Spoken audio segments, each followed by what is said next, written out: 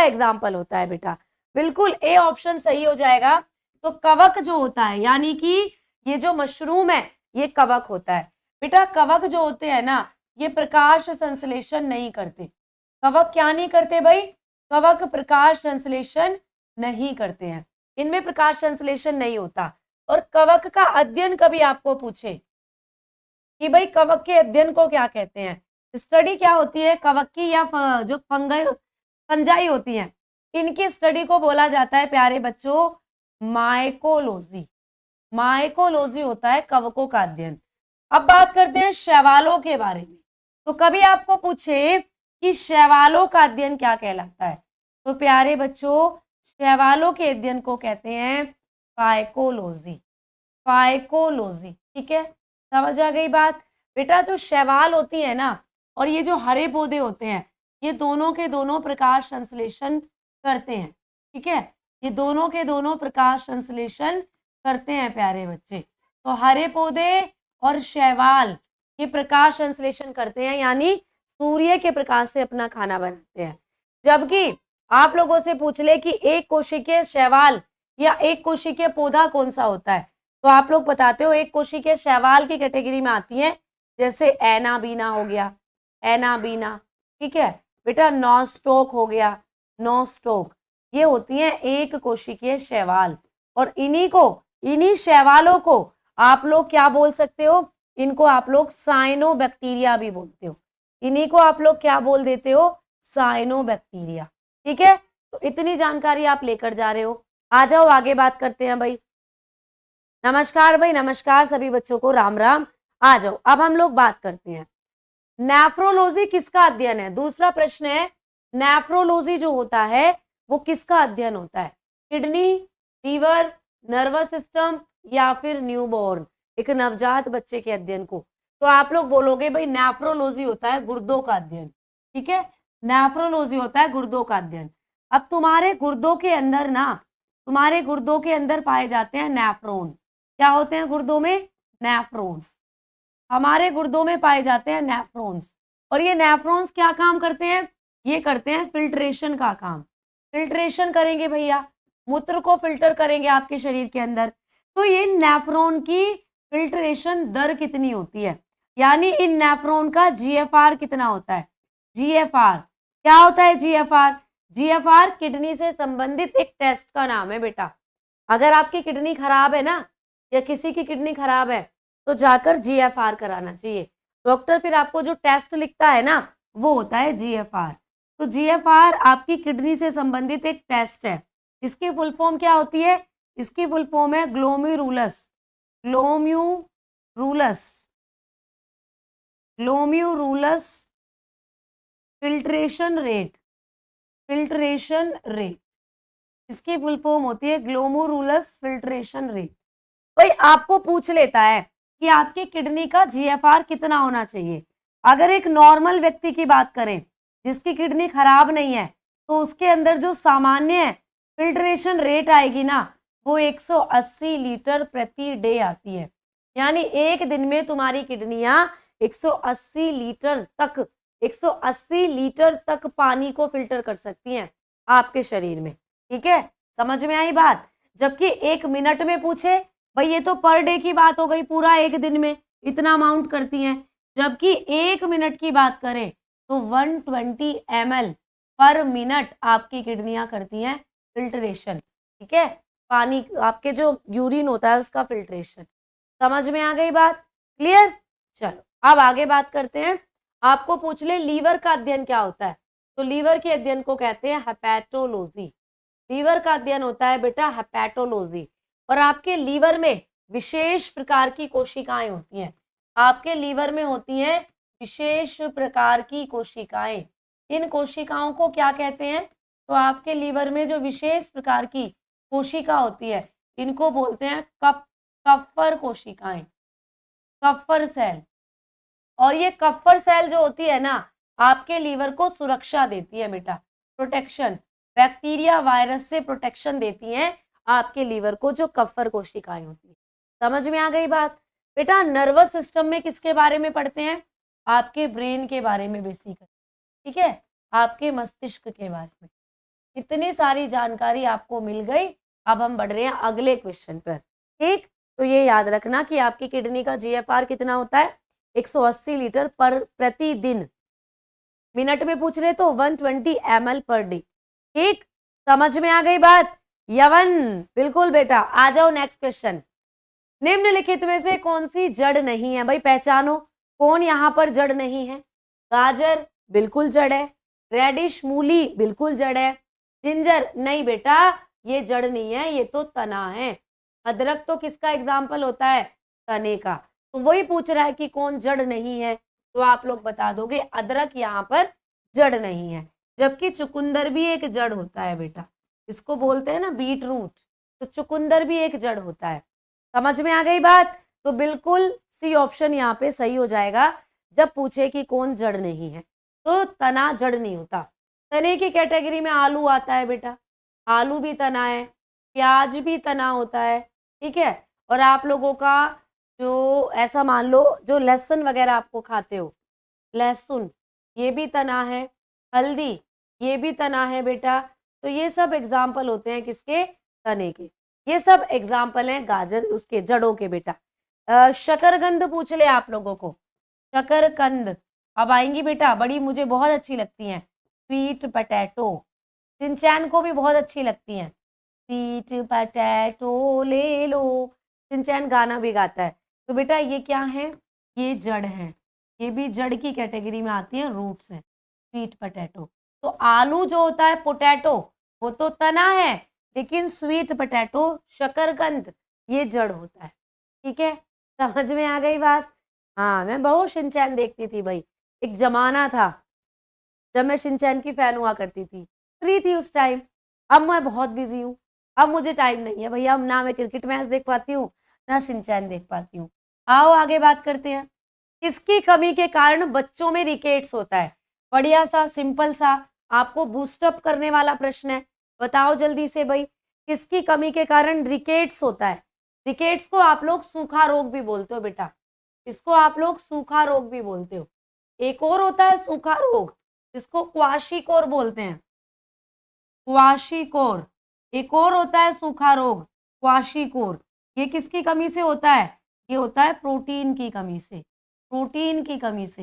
लेकिन यहाँ पे आपको पूछ रहा है रिकेट्स, ये भी रिकेट्स भी सूखा रोग के नाम से जाना जाता है। तो ये होता है विटामिन डी की कमी। समझ में आ गई बात? तो विटामिन डी हमारे शरीर में अगर कम हो गई, या ये रिकेट्स किसको होता है? बेसिकली बच्चों को होता है। तो बच्चों के शरीर में अगर विटामिन डी की कमी हुई तो उनकी हड्डियां ऐसे मुड़ जाती हैं, इसी को बोला जाता है भाई रिकेट्स। अच्छा, ए की कमी से कौन सी बीमारी होगी? रतौंधी। विटामिन ए की कमी से कौन सी होती है? रतौंधी।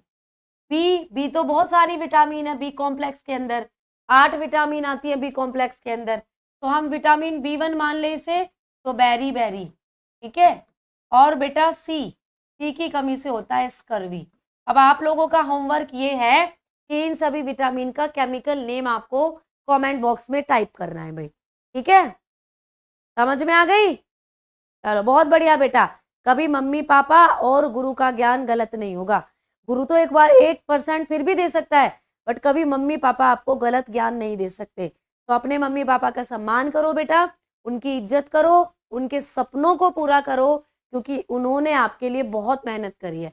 आप आज यहाँ तक हो अपने मम्मी पापा की बदौलत हो, मैं आज यहाँ पर हूँ मेरे माता पिता की बदौलत हूँ बेटा। तो अपने माता पिता का बहुत ज्यादा सम्मान करो, उनको प्यार करो, उनको हर वो चीज देने की कोशिश करो जो आप दे सकते हो उनकी खुशी के लिए, ठीक है।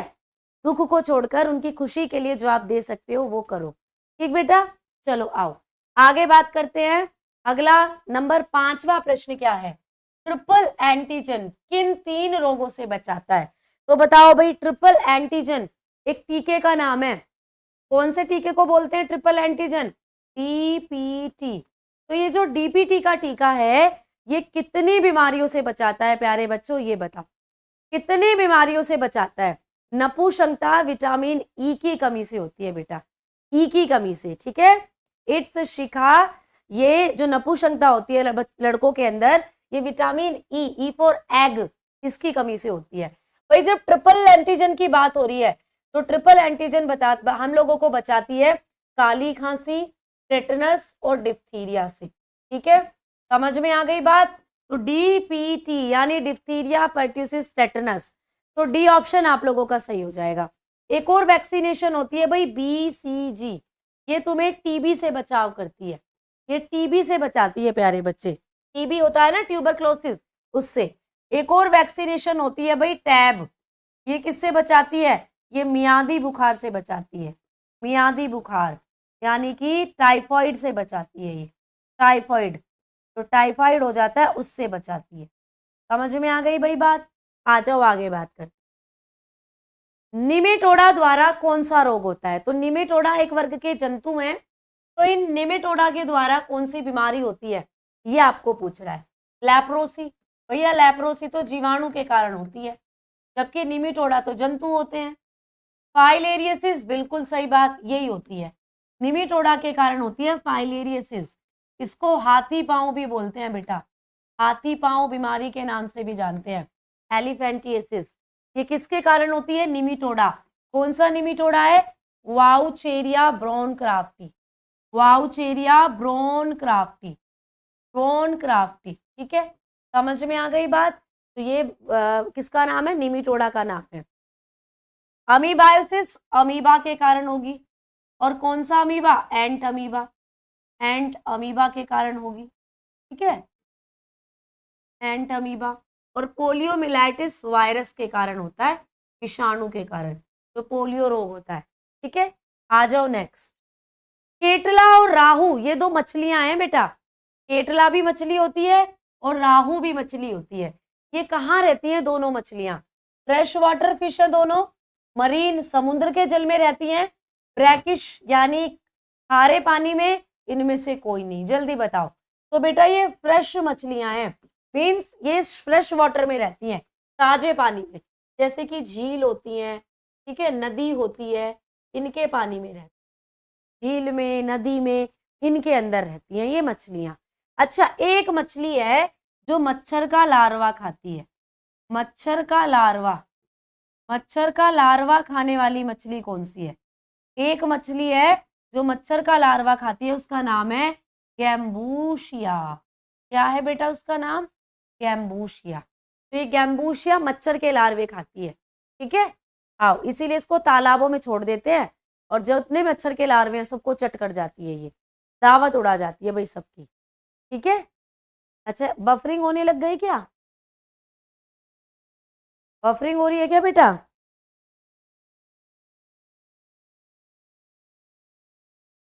बफरिंग हो रही है क्या क्लास में?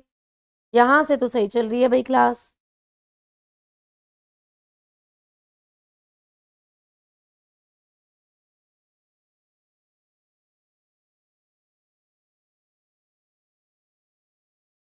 बताओ जल्दी, बफरिंग हो रही है क्या?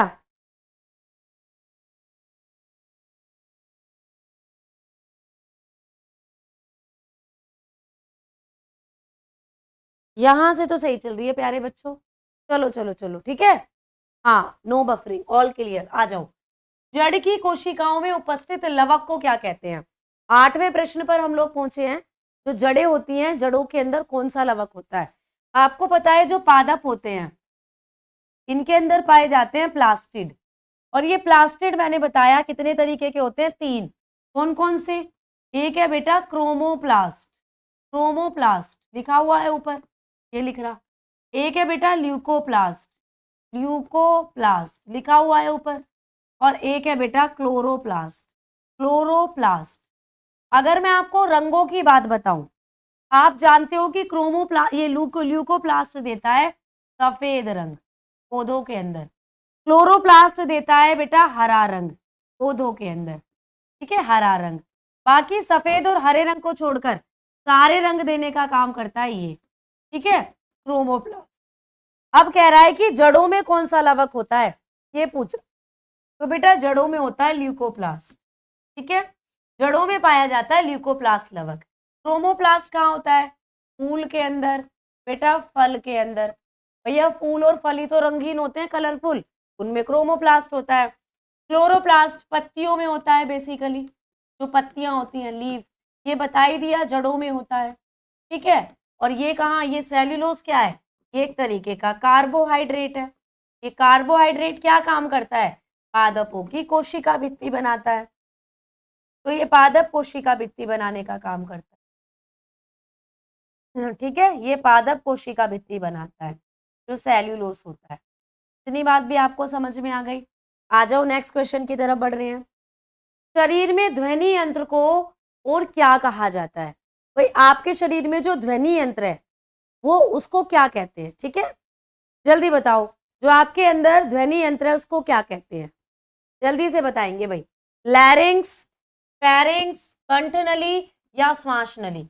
भैया श्वास नली तो आपकी फेफड़ों से जुड़ी हुई होती है, ठीक है, ये तो वायु को आपके फेफड़ों तक लेकर जाती है।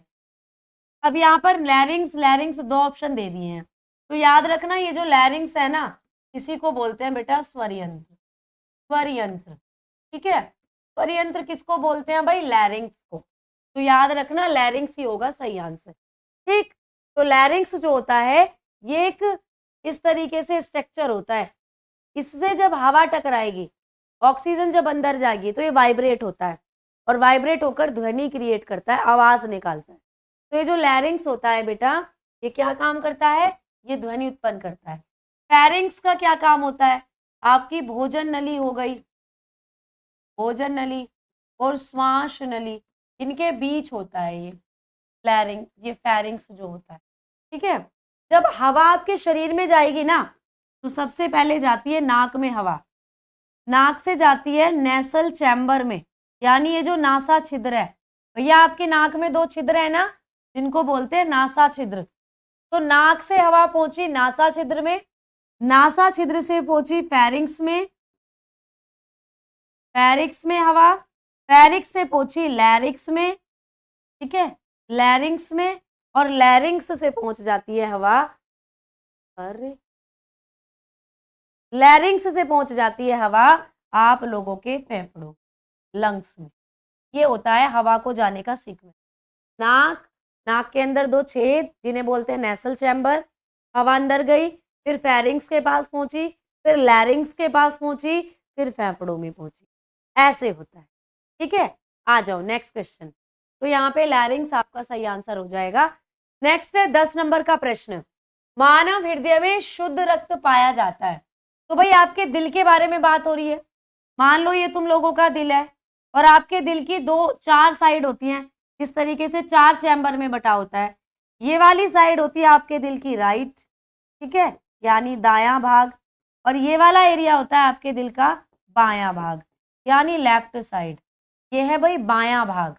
ठीक है, अब कौन सी साइड में शुद्ध रुधिर होता है ये पूछ रहा है आपको। तो हाँ होगा शुद्ध रुधिर। तो मैं पहले बता देती हूँ बेटा, इधर की तरफ होता है शुद्ध रुधिर, ठीक है, और इधर की तरफ होता है अशुद्ध रुधिर। क्लियर, समझ में आ गई बात? अब ऑप्शन देखो, महाधमनी एवं बाह्य निलय में, बेटा ये निलय है, और कौन सा निलय है? बायां निलय, ठीक है, और यहीं से निकलती है महाधमनी, ये करके अओर्टा जो होती है सबसे बड़ी धमनी, यही निकलती है। और मैंने बोला इधर की तरफ शुद्ध रुधिर है, तो भैया लो पहला ही ऑप्शन सही है, इन द अओर्टा लेफ्ट वेंट्रिकल। जबकि दाएं निलय में, ये है दायां निलय, इधर तो अशुद्ध रुधिर है, अशुद्ध तो पूछ ही नहीं रहा, आपको तो शुद्ध पूछ रहा है, ठीक है, तो गलत। फिर है फुफ्फुसीय धमनी। बेटा ये जो फुफ्फुसीय धमनी है इसमें होता है गंदा खून, यानी कार्बन डाइऑक्साइड वाला, इसमें अशुद्ध रुधिर होता है, तो शुद्ध पूछ रहा है, ये भी गलत। फुफ्फुसीय शिरा, जो फुफ्फुसीय शिरा होती है इसमें होता है शुद्ध रुधिर, ठीक है, इसमें शुद्ध रुधिर होता है भाई फुफ्फुसीय शिरा में। लेकिन दाएं निलय भी दे दिया साथ में, तो दायां निलय तो ये है, इधर तो अशुद्ध ही होगा, तो इसीलिए फर्स्ट वाला ऑप्शन क्या हो जाएगा बेटा? सही हो जाएगा।